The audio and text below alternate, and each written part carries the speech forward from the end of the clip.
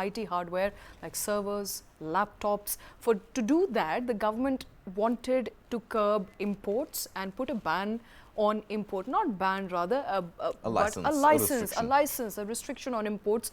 That license, which was expected to come into effect on 31st of October, could not happen. There's a flip-flop. What's happening? So, Shweta, there are mixed There's a lot of pressure there, right? I think there is definitely pressure. In fact, just last week, right, if I'm not mistaken, the global IT think tank ITI had spoken strongly against the government of India's decision to have these restrictions put in place. And these restrictions apparently were put in place with no consultation with the manufacturers of IT hardware products. And arbitrarily a decision taken on 3rd of August that we are going to put import restrictions. Remember, it's not a ban. These are import restrictions. What do these restrictions really mean? Let's break it down.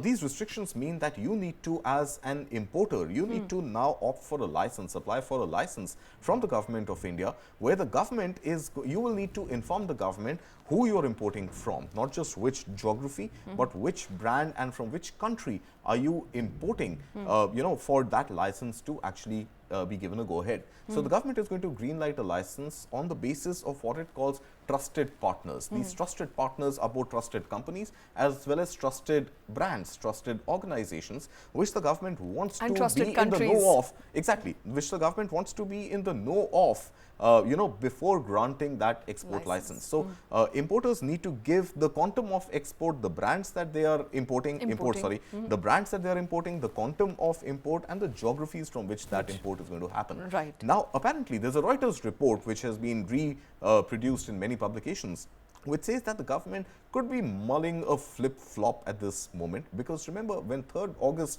this announcement had come, soon thereafter 3-month extension was granted for importers to apply for this license, and that is due to come into effect from 1st of November. Now, the government on its part is saying that it's going to make the rule of or the process of applying for the license much easier. It is going to be an online format. You wouldn't really need to go physically sort of move files, push files with the bureaucracy. And it is going to be done in a time-bound manner. But now this Reuters report suggests that the government could be mulling a flip-flop where this 1st November deadline may also be pushed. Now, what is the official statement which has come from the government of India?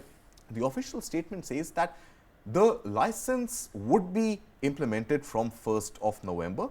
However, for a period of 1 year, importers would be permitted to import. Right. So, the government is saying that we are not saying that there is going to be no import from 1st of November.